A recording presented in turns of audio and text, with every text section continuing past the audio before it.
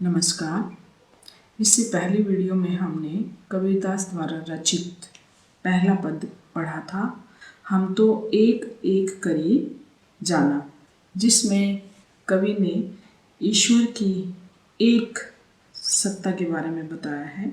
उन्होंने अद्वैतवाद पर प्रकाश डाला है कि ईश्वर एक ही है, संपूर्ण सृष्टि में समाया हुआ है तथा इसमें जितने भी जीव हैं उन सबको पंच तत्वों से ही निर्मित किया है। तथा साथ ही साथ कवि बताते हैं कि जो ईश्वर की एक सत्ता पर विश्वास नहीं करता वो अज्ञानी है और ऐसे लोगों को नरक में ही जगह मिलती है, यानी वे लोग नरक के अधिकारी हैं क्योंकि वो आत्मज्ञान से वंचित हैं। आइए अब कबीरदास द्वारा रचित अगला पद पढ़ते हैं। संतो देखत जग बोराना, संतो देखत जग बोराना, साच कहो तो मारन धावे, झूठे जगपतियाना, नेमी देखा धर्मी देखा, प्रातः करे स्नाना। प्रस्तुत पद में कवि ने संसार में, समाज में धर्म के नाम पर हो रहे बाहरी आडंबरों पर तीखा प्रहार किया है, तीखी चोट की है। उन्होंने बताया है कि संतो देखत जग बोराना, संतो सज्जन, देखत देखना, जग संसार, बोराना पागल होना, कि हे सज्जन भाइयों देखो सुनो, यह संसार बोरा गया है, पागल हो गया है। क्यों? साच कहो तो मारन ध्यावे, कि इस संसार में अगर सच्ची बात कहें तो मारने को दौड़ते हैं। झूठे जगपतियाना, और झूठे लोगों पर विश्वास करते हैं। साच का मतलब सच, कहो कहना, मारन मारना, धावे दौड़ना, जग संसार, और पतियाना का अर्थ है विश्वास करना, कि इस संसार की प्रवृत्ति कुछ ऐसी हो गई है कि अगर इसके सामने सच बोलो तो ये मानने के लिए दौड़ता है और झूठ कहो तो उस पर ये तुरंत विश्वास कर लेता है। अब आगे कवि बताते हैं, नेमी देखा धर्मी देखा, प्रातः करे स्नाना, आत्म मारी पाखन नहीं पूजे, उनमें कछु नहीं ज्ञाना।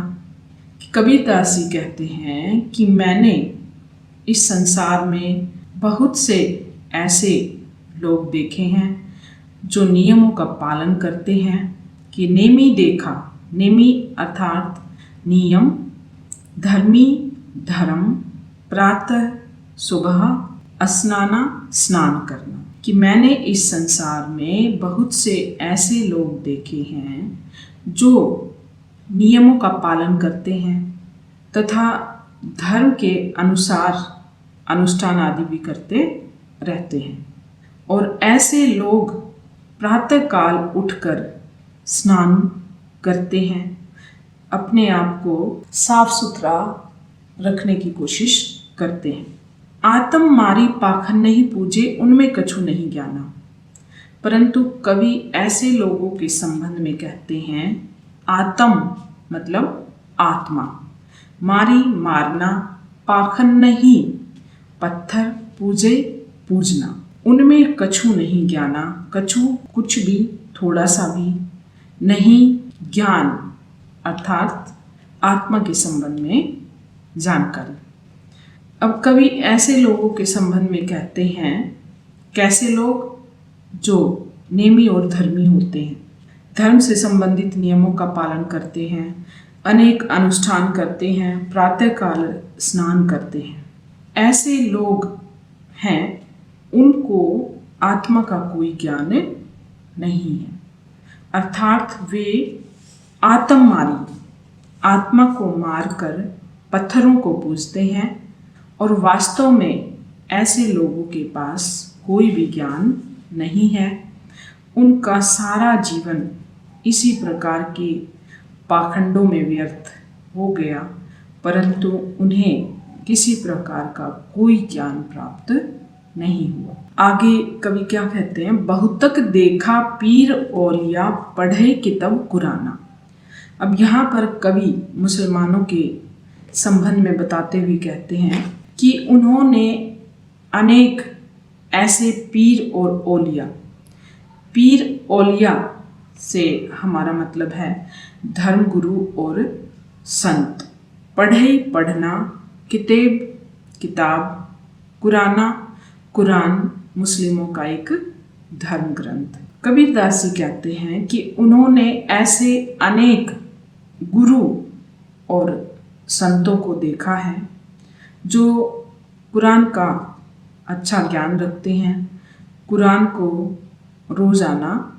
पढ़ते हैं, नित्य प्रति कुरान का अध्ययन करते हैं। मुरीद तदबीर बतावे, उनमें उहे जो ज्ञाना।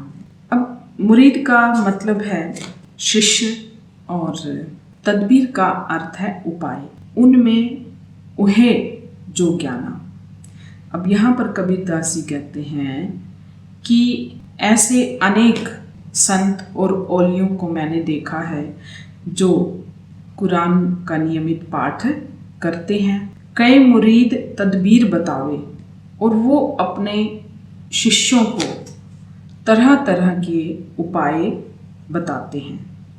उनमें उहे जो ज्ञाना, यानी उन्होंने जो ज्ञान प्राप्त किया है, जैसा पाखंडों से भरा ज्ञान उनके पास है, वे अपने शिष्यों को भी उसी प्रकार का ज्ञान बांटते फिरते हैं। जबकि स्वयं वे ऐसे पाखंडी होते हैं जो खुदा के बारे में नहीं जानते। आसन मारी डिंब धरी बैठे, मन में बहुत गुमाना, कि जो ये पाखंडी लोग होते हैं जो कुरान आदि का नियमित पाठ करते हैं, नियमित रूप से स्नान करते हैं और पत्थरों की पूजा करते हैं, यानी एक तरह से भारी आडंबरों में विश्वास करने वाले लोग, ऐसे लोग आसन मारी डिंब धरी बैठे, मन में बहुत गुमाना, कि ऐसे लोग आसन लगाकर, आसन मारी अर्थात आसन लगाकर, डिंब धरी, डिंब का अर्थ है अहंकार, घमंड, घमंड धारण करके बैठ जाते हैं। मन में बहुत गुमाना, और उनके मन में बहुत गुमान है, बहुत घमंड भरा पड़ा है। अर्थात ऐसे पाखंडी लोग आसन लगाकर और अहंकार धारण करके तथा मन में घमंड रखते हैं। पीपर पाथर पूजन लागे, और इसी पाखंडवश, इसी अंधविश्वास के चलते वो पीपल और पत्थरों की पूजा करते हैं। तीर्थ गर्व भुलाना, यानी तीर्थ स्थलों की यात्रा भी करते हैं और इसी गर्व में वो स्वयं को भूल जाते हैं, और इस बात का उन्हें बड़ा घमंड रहता है कि वे बहुत ही बड़े धार्मिक लोग हैं तथा दूसरों को भी धर्म का ज्ञान देते फिरते हैं। धन्यवाद। कविता का शेष भाग अगली वीडियो